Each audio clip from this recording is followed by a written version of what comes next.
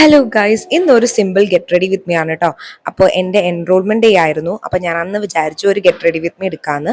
അപ്പോൾ ഞാൻ ആദ്യം തന്നെ നമ്മുടെ വാച്ചും മാലയും കമ്മലും മോതിരം അങ്ങനത്തെ കാര്യങ്ങളൊക്കെ ആദ്യം തന്നെ ഇടാണ് കേട്ടോ.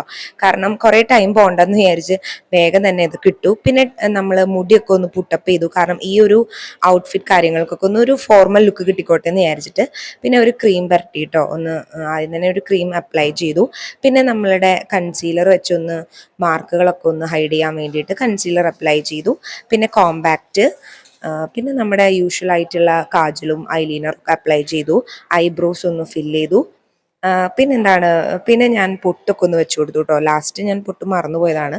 പിന്നെ ലിപ്സ്റ്റിക്കും കാര്യങ്ങളൊക്കെ ഞാനൊന്ന് അപ്ലൈ ചെയ്തു. ഒരു സിമ്പിൾ ലുക്കാണ് കേട്ടോ.